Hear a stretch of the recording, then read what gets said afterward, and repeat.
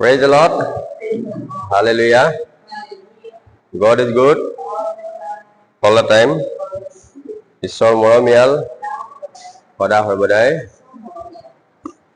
আহক আমি আজি শনিবাৰৰ যি উপবাস গীৰ্জা প্ৰাৰ্থনা আমি আৰম্ভ কৰোঁ। আজি বতৰটো বৰষুণৰ কাৰণে মানুহখিনি অলপ দেৰি হ'ব পাৰে। আমি যিমানে গোট খাইছোঁ আমি ঈশ্বৰৰ নামেৰে আমি আৰম্ভ কৰোঁ হওক। আৰম্ভ কৰাৰ আগতে মই পবিত্ৰ শাস্ত্ৰপাঠ পঢ়ি দিছোঁ গীতমালাৰ পৰা। গীতমালা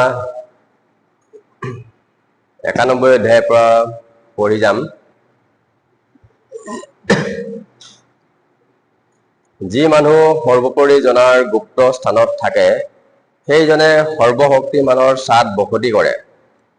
মই জিহুৱাৰ বিষয়ে কম, তেওঁ মোৰ আশ্ৰয় আৰু মোৰ সোঁত, মই ভৰসা ৰখা মোৰ ঈশ্বৰ। কিয়নো তেওঁ তোমাক বাধৰ ফান্দৰ পৰা উদ্ধাৰ কৰিব আৰু বিনাশক মহামাৰীৰ পৰা ৰক্ষা কৰিব। তেওঁ তেওঁৰ পাখিৰে তোমাক আবৃত কৰিব, তাতে তেওঁৰ ডেউকাৰ তলত তুমি আশ্ৰয় পাবা। তেওঁৰ সত্যতা ঢাল আৰু বাহুল্য স্বৰূপ। ৰাতিৰ আপদলৈ আৰু দিনত উৰি অহা কাৰলৈ তুমি ভয় নকৰিবা। আন্ধাৰত ফুৰা মহামাৰীলৈ আৰু দুপৰ বেলাত সংসাৰ কৰোতা ৰোগলৈ তুমি ভয় নকৰিবা।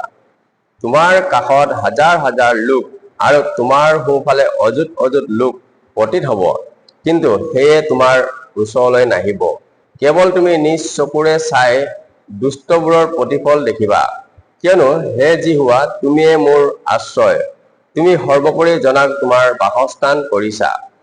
তোমালৈ কোনো বিপদ নঘটিব আৰু তোমাৰ তম্বুৰ ওচৰলৈ কোনো উৎপাত নাহিব।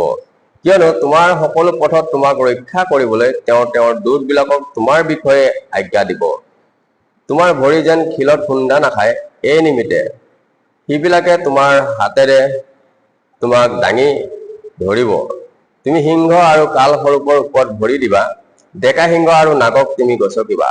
সি মোত আসক্ত হোৱাত মই তাক উদ্ধাৰ কৰিম, সি মোৰ নাম জনাৰ কাৰণে মই তাক ওখ ঠাইত স্থাপন কৰিম।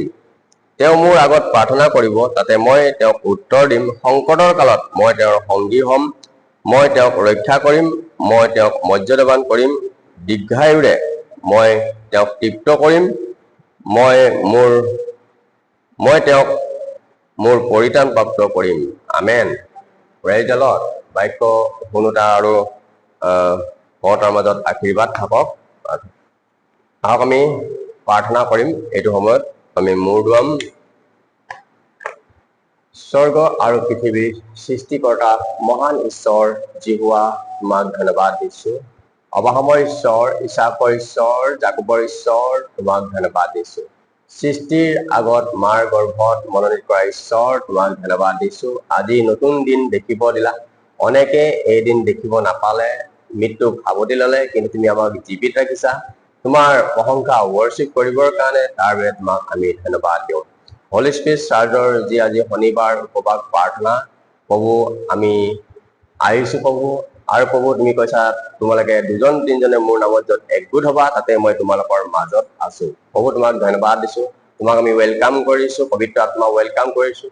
আহিব লগা সকলোখিনি কাৰ্যসূচী আৰম্ভণিৰ পৰা শেষলৈকে তুমি চলাই নিবা। যি ৱৰ্শ্বিপ কৰাব তাতে তুমি ৱৰ্শ্বিপ সিংহাসনত বহিবা। যি যি উদ্দেশ্য লৈ পেলাই ফাষ্টিং ৰখা হৈছে, উপবাসত আহিছে, সেই উপবাস তুমি সম্পূৰ্ণ আশীৰ্বাদযুক্ত কৰিবা প্ৰভু। ধন্যবাদ দিছোঁ। এইখিনি সময় তোমাৰ পবিত্ৰ হাতত সমৰ্পণ কৰিছোঁ প্ৰভু। চোৱা আৰু প্ৰভু বিশেষকৈ প্ৰাৰ্থনা কৰিছোঁ, যোৱা সপ্তাহৰ ভিতৰত জানি নাজানি হোৱা ভুল ভ্ৰান্তি, পাপ অপৰাধ সকলোবোৰ তুমি ক্ষমা কৰা প্ৰভু। চোৱা মনৰ যোগেদি, ভাৱনাৰ যোগেদি, কথা বতৰাৰ যোগেদি, কৰ্মৰ যোগেদি হোৱা সকলোবোৰ অপৰাধ পাপ তোমাৰ তেজেৰে ধুই খুচি পবিত্ৰ কৰা। মণ্ডলীবাসীৰ পাপ অপৰাধ তুমি ক্ষমা কৰা প্ৰভু।